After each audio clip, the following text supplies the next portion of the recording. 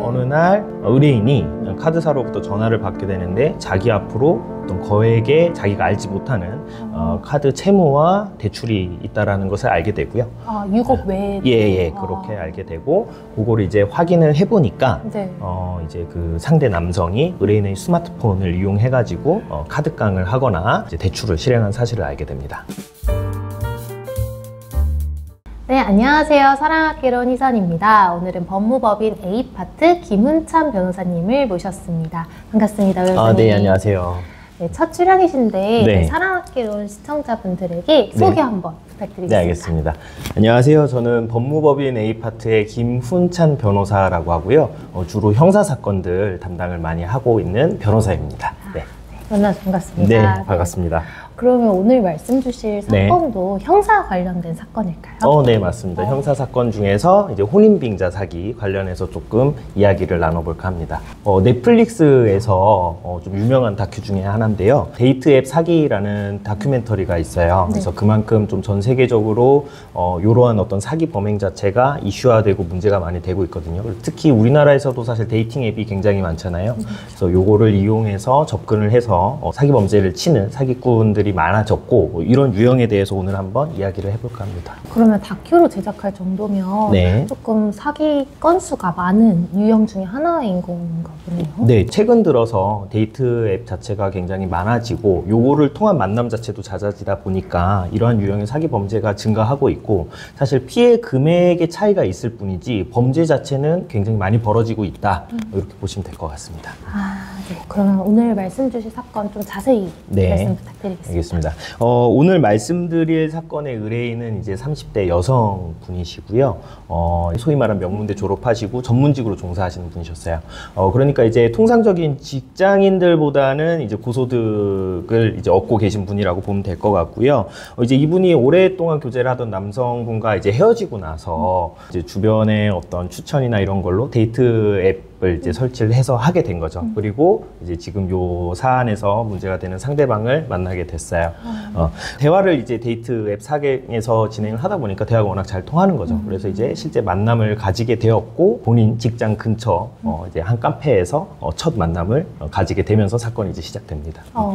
남성분이 그러면 네. 의뢰인분의 약간 이상형에 가까웠던 걸까요? 그렇죠. 그러니까 사실 이제 만났을 때 굉장히 키도 크고 훤칠하고 인물도 좋고 소위 말하면 이제 굉장히 매력적인 이성이 나타난 거죠.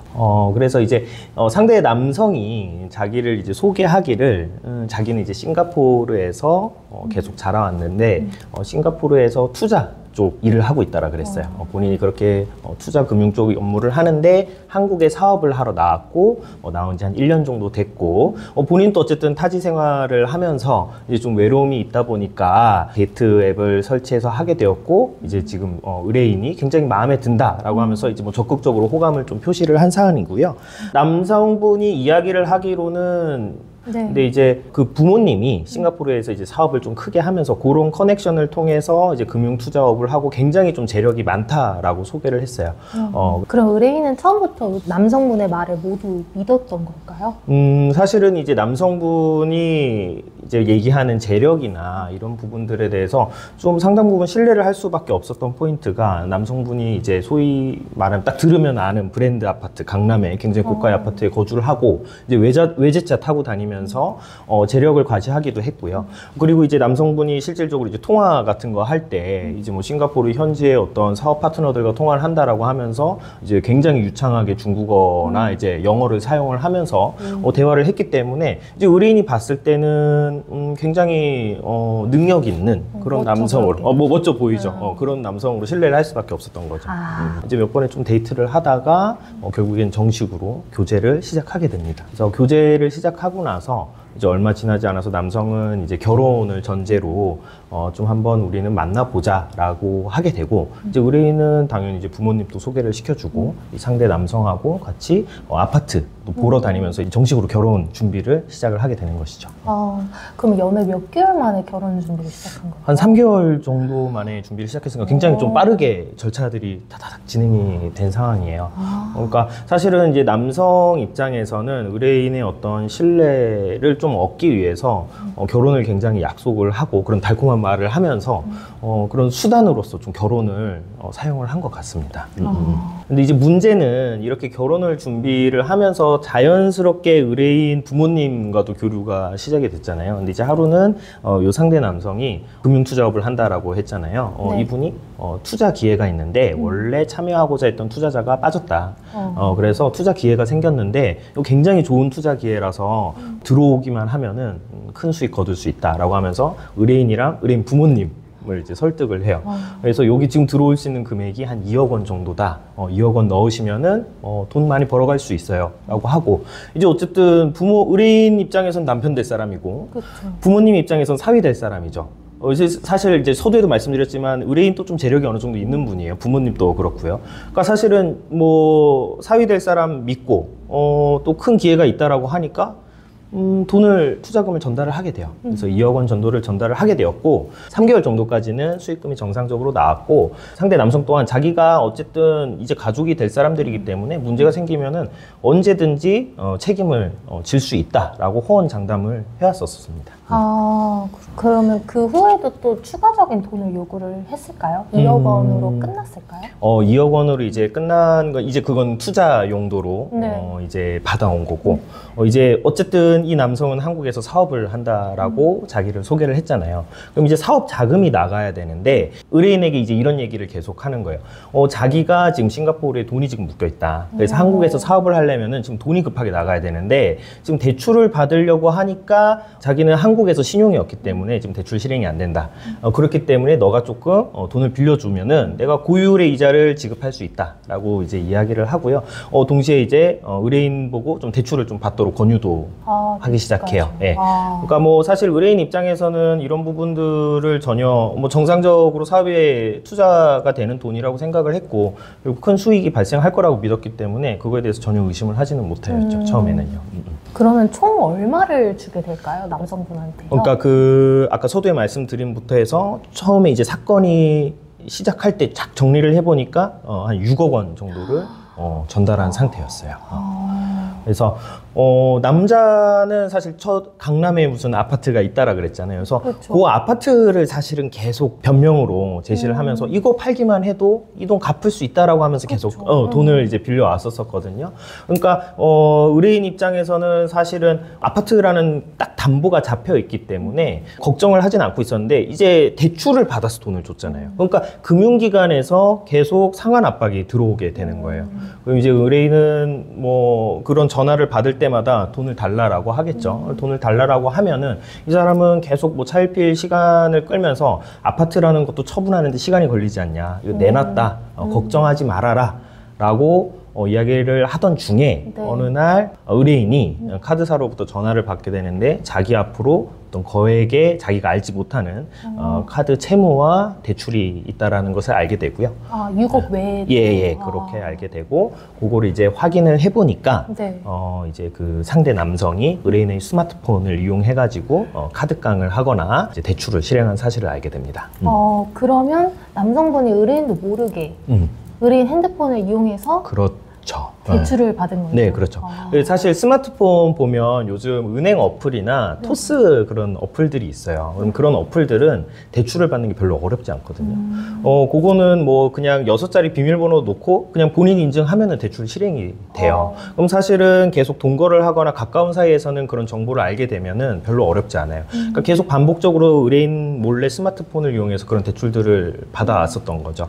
그래서 그거를 의뢰인이 나중에 이제 발각을 하게 되고 이제 그제서야 어떤 진위 여부를 정확하게 파악을 하게 되는 것입니다. 그러니까 이제 의뢰인이 계속해서 돈을 달라 하고 시간을 끌다가 이 사람이 이제 어느 날 잠수를 타버려요. 그러니까 그날이 어떤 날이었었냐면은 네. 의뢰인이랑 상대 남성이 만나기로 했어요. 만나서 이 집에 대한 소유권을 그럼 내가 너 넘겨줄게라고 한 그날이었어요. 그래서 법무사 사무실에서 만나기로 했었었는데 네. 의뢰인이 갔어요. 그 사무실에. 그리고서는 이 남성이 안 나타나는 거죠. 그 의뢰인은 이제 그 어떤 그 소유권을 넘겨받을 줄 알고 법무사 사무실에서 한 3-4시간을 기다리다가 결국 나타나지 않고서는 이제 연락을 하고 그때부터 이제 연락이 두절이 됐습니다. 그때 그럼 변호사님이 찾아온 거예요? 예, 그렇죠. 그때 이제 찾아왔고, 그리고 이제 뭐 아파트도 사실은 저희가 확인을 해보니까 좀 그 소유 관계가 동호수를 정확하게 말을 해주지는 않았거든요. 아, 직접 집에 가본 건 아니에요? 맞아요. 이제 그게 이제 포인트예요. 그러니까 집에 가본 것은 아니고 이제 거기 산다라고 했고, 하지만은 실질적으로 요거에 대한 소유 관계를 정확하게 확인을 해본 적은 없었던 거예요. 그렇기 때문에 이제 사실상 이 아파트도 이 사람 소유가 아닐 가능성이 굉장히 높은 사안이고요. 그리고 고소를 진행을 해보고 저희도 알게 된 건데, 이분이 다른 분들한테 사기를 쳐가지고 구속이 된 상태였어요, 이미. 똑같은 형식으로? 예, 비슷한 형태로요. 그래서 구속이 된 상태였고, 아마 잠수한 시기와 구속된 시기가 어느 정도 좀 일치할 걸로 보이거든요. 그러니까 이제 연락이 두절된 게 이제 구속이 돼서 연락이 두절되지 않았을까, 좀 그렇게 생각을 하고 있습니다. 그럼 결과적으로 사건은 어떻게 해결되었을까요?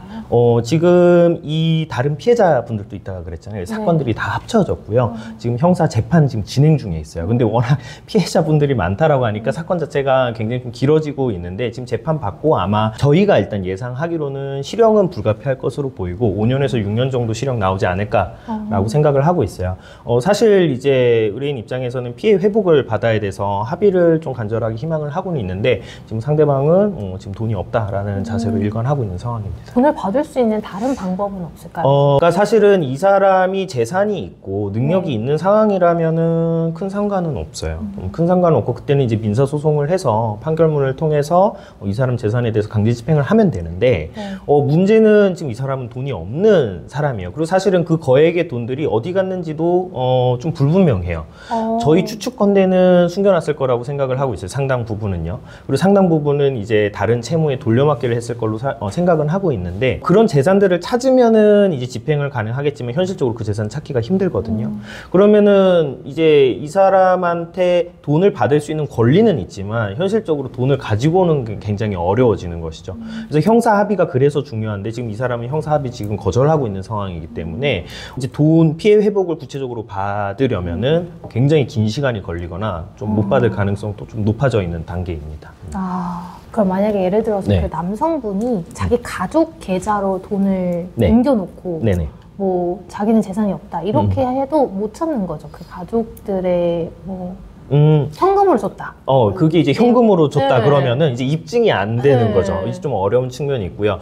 만약에 형사 조사 과정에서 가족한테 계좌가 계속 나갔다라고 한다면 그런 부분은 이제 저희가 소송을 통해서 기술적으로 그 받은 뭐 상대방, 그러니까 뭐 부모라든지 형제를 상대로 해서 돈을 가지고 올 수는 있어요. 그래서 결국에는 계속 반복적으로 말씀드리지만 돈을 받아오는 거는 늘 다른 문제예요. 이건 현실적인 문제고 법률적인 문제라고 보기는 어렵거든요. 그렇기 때문에 이제 본인이 좀 감당하기 어려운 돈을 교제하는 이성에게 막연히 지급을 하는 것은 굉장히 좀 경계를 많이 하셔야 되고요.